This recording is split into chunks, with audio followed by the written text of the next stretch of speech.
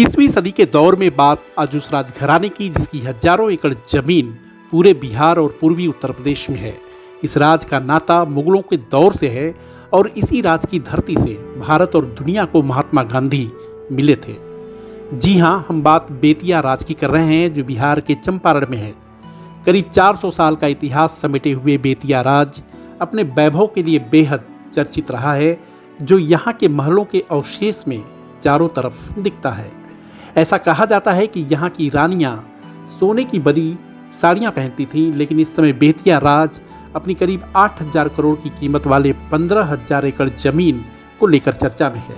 इसका नाता बिहार में हो रहे लैंड सर्वे से है, जिसके तहत यह कहा जा रहा है कि बेतिया राज की 80% जमीन पर अवैध कब्जा है और अब सरकार पूरी जमीन को अपने मालिकाना हक में लेने की तैयारी में है। इसके लिए अगले 1-2 महीने में विधेयक लाया भी जा सकता है, यानी मुख्यमंत्री नीतीश कुमार एक बड़े राजनीतिक दांव की तैयारी में हैं। बेतिया राज की जमीनें प्रमुख रूप से बिहार के पूर्वी चंपारण, पश्चिमी चंपारण, सिवान, पटना, गोपालगंज, सारण के अलावा उत्तर प्रदेश के जिलों में है। जमीनों का यह इलाका करीब 15,358 एकड़ में फैला हुआ है और सरकार के रिकॉर्ड से पता चलता है कि पश्चिमी चंपारण में 6505 एकड़ और पूर्वी चंपारण में 3,219 एकड़ जमीन पर अवैध कब्जा है। ऐसा भी कहा जाता है कि बेतिया राज की संपत्ति पर अब तक 180 लोग दावा कर चुके हैं, लेकिन इस पर कोई फैसला नहीं हो पाया और अब राज्य सरकार की कोशिश है कि संपत्ति पर हुए अवैध कब्जे को छुड़ाकर पूरी जमीन राज्य सरकार के मालिकाना हक में लाई जाए, जिसके लिए विधेयक लाने की तैयारी है।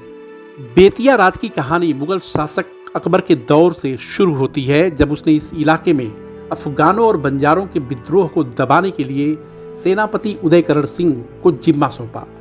उदयकरण सिंह ने अपनी वीरता और रणनीति से विद्रोहियों को परास्त कर पूरे इलाके में शांति स्थापित कर दी।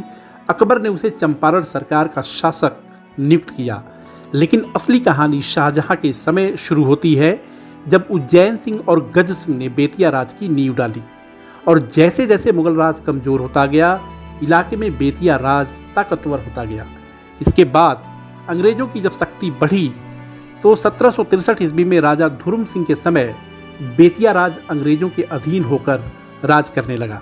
इसके अंतिम राजा हरेंद्र किशोर सिंह के कोई पुत्र न होने से 1897 में इसका नियंत्रण न्यायिक संरक्षण में चलने लगा और आज भी बेतिया राज का कामकाज न्यायिक संरक्षण के तहत ही होता है।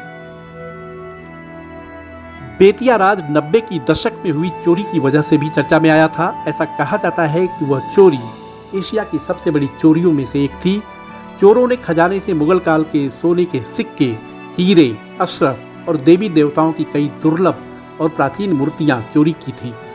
चोरी की जानकारी 21 जुलाई 1990 को हुई थी, जब IAS ऑफिसर रमाकांत सिंह नए ऑफिसर को चार्ज दे रहे थे। चोरों ने खजाने की छत को काटकर चोरी की थी। चोरी में कितनी दौलत लूटी इसका सटीक अनुमान तो नहीं है, लेकिन कहा जाता है कि यह आज के दौर के हिसाब से अरबों में चोरी की गई थी।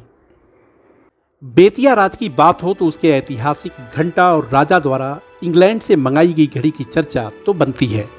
दावा है कि बेतिया राजमहल में ऐसा घंटा था जिसकी आवाज़ 20 किलोमीटर दूर तक सुनाई देती थी, लेकिन वह भी चोरी हो गया। इसी तरह महाराजा हरेंद्र किशोर सिंह को घड़ियों का काफ़ी शौक था। वह सोने और हीरे से जड़ी घड़ियों को पहनते थे। इसी तरह कचहरी के टावर पर इंग्लैंड से मंगाई घड़ी लगी थी और दावा है कि घड़ी चारों तरफ से दिखाई देती थी और उसके घंटों की आवाज़ 10 किलोमीटर दूर तक सुनाई देती थी। घड़ी के अधिकतर पार्ट्स सोने से बनाए गए थे। बेतिया राज अब वहाँ के मौजूद खंडहरों में यादें ही संजोए हुए है और अब लगता है कि नए विधेयक के बाद यह किताबों तक सीमित रह जाएगा। उम्मीद है कि आपको हमारा वीडियो पसंद आया होगा। देखते रहिए इंडिया अड्डा।